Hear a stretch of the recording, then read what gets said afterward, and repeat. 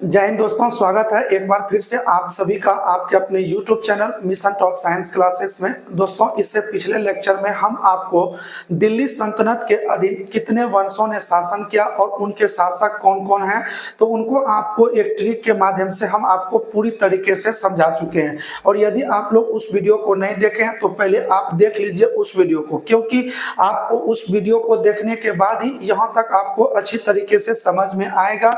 ठीक है, तो इसलिए सबसे पहले आपको वो वीडियो देखना अत्यंत आवश्यक है और उस वीडियो को देखने के बाद ही आपको पता चलेगा कि मध्यकालीन इतिहास कितना मजेदार है और कितना आसानी से समझना ये चीज आपके लिए क्लियर हो जाएगा।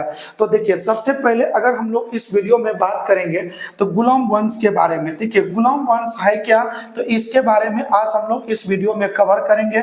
और दोस्तों, यदि आप लोग इस चैनल पर नए आए हैं तो सबसे पहले आपका काम है कि चैनल को सब्सक्राइब कर लीजिए और बेल आइकन ऑन रखिए, ताकि जब कभी भी इस तरह का वीडियो हम लेकर आए तो नोटिफिकेशन आप सभी को मिलता रहेगा।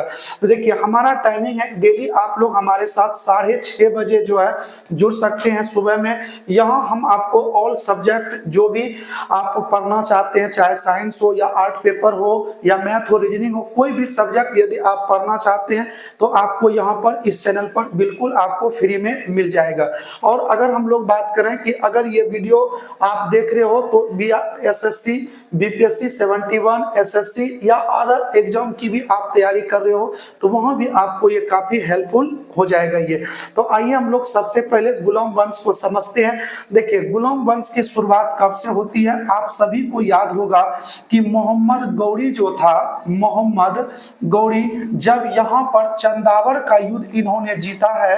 कब, तो चंदावर का युद्ध जब इन्होंने 1194 ईस्वी में जीता, तो इस युद्ध में इन्होंने क्या किया, मोहम्मद गौरी ने, इसमें जो पृथ्वीराज चौहान था, ठीक है, पृथ्वीराज चौहान, इसको इन्होंने क्या कर लिया, तो इसको इन्होंने बंदी बना करके रख लिया। और अगर हम लोग बात करें किसका, तो जयचंद को, तो जयचंद को क्या किया, तो इसको युद्ध में ही क्या कर दिया, तो मार दिया गया। तो जब इस तरीके से जयचंद को मारने के बाद पृथ्वीराज चौहान को बंदी बना लिया गया, अब यहाँ से इन्होंने क्या किया, मोहम्मद गौरी ने इनके क्षेत्रों पर अपना अधिकार कर लिया। और अधिकार करने के बाद जैसे ही मोहम्मद गौरी ने अपना यहाँ से जाने का सोचा, तो इस क्षेत्र को जीतने के बाद तो इनकी एक बेटी थी जिसका नाम था क्या, तो रजिया। ठीक है, ये रजिया जो थे मोहम्मद गौरी का गुलाम कहिए या इसका सेनापति, ठीक है, गुलाम भी बोल सकते हैं या इसका क्या था, तो सेनापति, जिसका नाम था कुतुबुद्दीन ऐबक। ठीक है, कौन था, तो कुतुबुद्दीन ऐबक जो था, इनकी बेट पुत्री ये जो थी रजिया, इनके साथ क्या हो गया था, तो इनसे प्रेम विवाह कर लिया। किससे, तो रजिया का विवाह किससे हो गया, तो कुतुबुद्दीन ऐबक से हो गया। तो जिसके कारण मोहम्मद गौरी ने क्या किया, तो इन्होंने जो मुल्तान को जीता था, तो इस मुल्तान को क्या किया, कुतुबुद्दीन ऐबक को सौंप दिया। और इसको सौंपने के बाद कुतुबुद्दीन ऐबक भारत में ही रह गया और मोहम्मद गौरी क्या किया, तो यहाँ से लौट करके कहाँ चला गया, तो अपना देश तुर्क यहाँ से लौट गया। तो यहीं से जो ये मुल्तान में रह गए कौन, कुतुबुद्दीन ऐबक, और उसकी पत्नी कौन हो गई, तो रजिया। तो यहीं से जो ये भारत में रहे और यहीं से शुरुआत मानी जाती है किसका, तो ये गुलामों का है। तो इसीलिए इसको हम लोग क्या बोल देते हैं, तो गुलाम वंश बोल देते हैं। और अगर हम लोग बात करें इस गुलाम वंश में, इसकी शुरुआत जो होती है, देखिए, इनको कुतुबुद्दीन ऐबक को छोड़ करके, ठीक है, किसको, तो कुतुबुद्दीन ऐबक को अगर छोड़ दिया जाए तो अन्य जो इस वंश का शासक हुआ था, इन सभी वंशों ने अपनी राजधानी जो बनाई, वो राजधानी किसको बनाई थी, तो दिल्ली। और इसी के आसपास अन्य वंशों ने यहाँ पर शासन किया, परंतु कुतुबुद्दीन ने अपनी राजधानी किसको बनाया था, तो लाहौर को। इनको छोड़ दीजिए, अन्य सभी शासक कहाँ पर शासन किए थे, तो दिल्ली को राजधानी बना करके। तो इसीलिए दोस्तों, इस इसको हम लोग एक और नाम से जान जाते हैं, क्या? तो दिल्ली सल्तनत। क्या बोल देते हैं इसको? तो दिल्ली सल्तनत बोल देते हैं। तो आप लोग इतनी बात समझ गए हैं। तो आइए इसकी शुरुआत करते हैं गुलाम वंश से, और इसकी शुरुआत कैसे होती है आपको एकदम कहानी के माध्यम से आपको हम समझाएंगे। तो देखिए, सबसे पहले गुलाम वंश आता है, और इसका शासन काल जो है गुलाम वंश का कब से मानी जाती है? तो 1206 ईस्वी से लेकर के 1290 तक जो रहा है, ये कौन सा वंश रहा है? तो गुलाम वंश रहा है। तो देखिए, गुलाम वंश का पहला जो शासक बना, अभी हम आपको बताए ही, तो इस वंश का पहला शासक कौन हो गया? कुतुबुद्दीन ऐबक। यही कुतुबुद्दीन ऐबक जो था, ये गुलाम था किसका? तो मोहम्मद गौरी का ये क्या था? तो गुलाम था। ठीक है, ऐबक किसका गुलाम था? तो मोहम्मद गौरी का, जिन्होंने अपनी राजधानी कहाँ बनाई थी? तो अपनी राजधानी जो इन्होंने बनाई, वो राजधानी किसको बनाया था? तो इन्होंने अपनी राजधानी लाहौर को बनाया।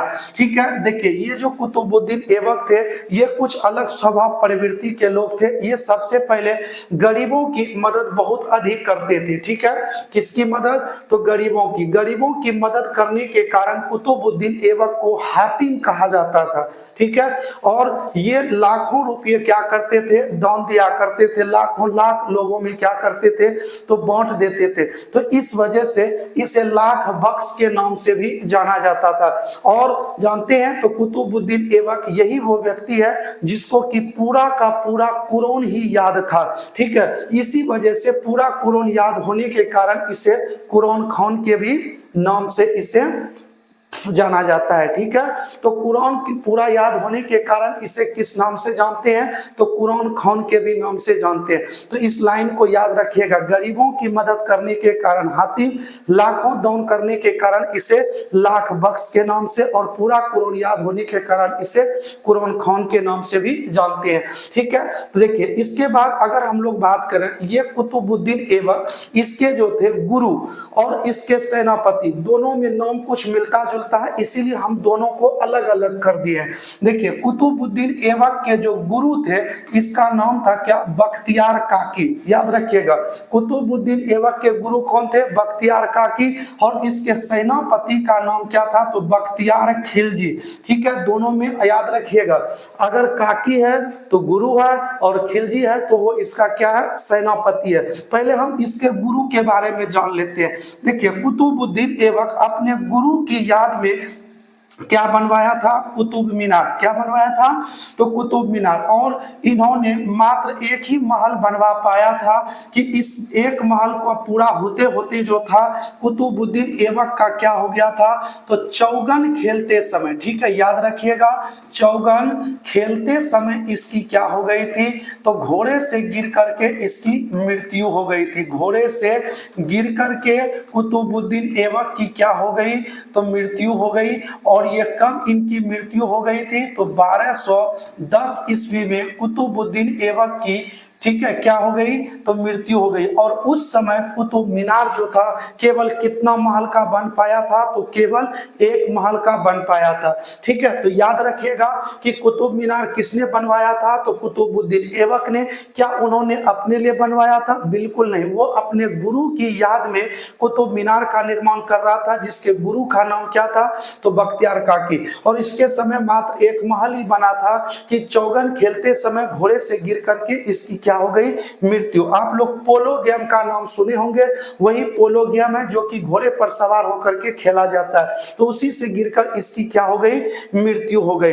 परंतु जब इसका कार्य अधूरा रह गया कुतुब मीनार का, तो कुतुब मीनार को पूरा करने का कार्य किसने किया है? तो इल्तुतमिश ने। किसने पूरा करवाया? तो इल्तुतमिश ने इस कार्य को क्या करवा दिया?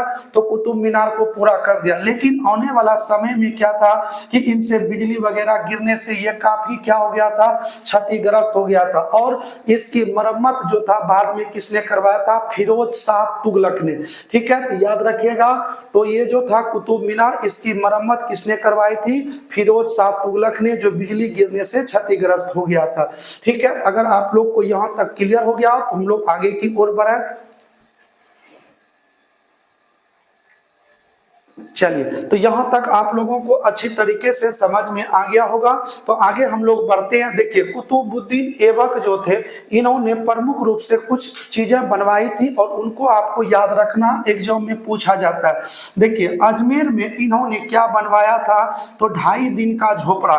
ठीक है, तो ये भी कभी कभी एग्जाम में आता है। 2.5 दिन का झोपड़ा कहाँ है, तो अजमेर में पड़ता है। और ये 2.5 दिन का झोपड़ा है क्या, तो याद रखिएगा, ये एक संस्कृत विद्यालय है। ठीक है, 2.5 दिन का झोपड़ा क्या है, तो एक संस्कृत विद्यालय है। और कुतुब ये इस्लाम मस्जिद, ठीक है, याद रखिएगा, कुब्बतुल इस्लाम मस्जिद, कुब्बतुल इस्लाम मस्जिद, इसको भी कुतुबुद्दीन ऐबक ने बनवाया था, जो कि कहां पर स्थित है, तो ये है कहां पर, तो दिल्ली में। और अभी हम आपको बताए ही कि इसकी मृत्यु कब हो गई थी, 1210 ईस्वी में चौगन खेलते समय घोड़े से गिर करके हो गया था। ठीक है, तो अजमेर में 2.5 दिन का झोपड़ा है, जो कि एक संस्कृत विद्यालय है। कुब्बतुल इस्लाम मस्जिद कहाँ है, तो दिल्ली में, जिसे कुतुबुद्दीन ऐबक ने बनवाया था।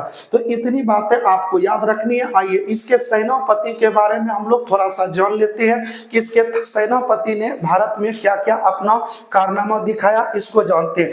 देखिए, इसके सेनापति का नाम था क्या, बख्तियार खिलजी। इन्होंने सबसे पहले क्या किया था, नालंदा विश्वविद्यालय को आग लगा करके जला दिया था। ठीक है, यहाँ पर इन्होंने क्या किया था, तो आग लगा दिया था इस विद्यालय में। ठीक है, ये विश्वविद्यालय था। और इनके नाम पर ही जो था, इन्होंने एक रेलवे स्टेशन, अभी आप लोग देखते होंगे कि बख्तियार खिलजी के नाम पर एक रेलवे स्टेशन है, जिसका नाम क्या है, तो बख्तियारपुर रेलवे स्टेशन। ठीक है, उस स्टेशन का नाम क्या, बख्तियारपुर रेलवे स्टेशन। ये इसी बख्तियार खिलजी के नाम पर रखा गया है।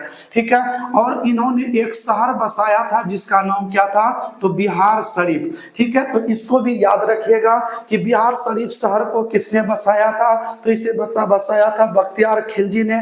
और बात करें नालंदा विश्वविद्यालय को किसने ध्वस्त कर दिया था आग लगाकर, तो ये भी बख्तियार खिलजी हो जाएगा।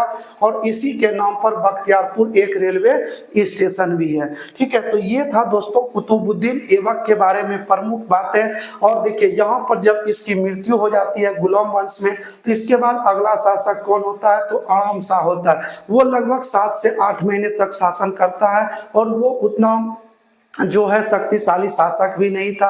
और उनमें वो क्या था, अयोग्यता काफी भरी हुई थी उसमें, तो इसलिए जो था आराम शाह लगभग 7 या 8 महीने तक शासन कर पाया। इसके बाद अगला शासक यहाँ का जो सबसे मजबूत शासक बना, और इस गुलाम वंश का वास्तविक संस्थापक जो माना जाता है, वो इल्तुतमिश को माना जाता है। क्यों इल्तुतमिश को माना जाएगा, तो देखिए, ये जो कुतुबुद्दीन ऐबक थे, आपने इसके बारे में पूरा पढ़ लिया, क्या आपको कहीं पर दिखा कि कुतुबुद्दीन ऐबक ने कोई युद्ध लड़ा, कोई बड़ा कारनामा किया, तो ऐसा कुछ भी नहीं है।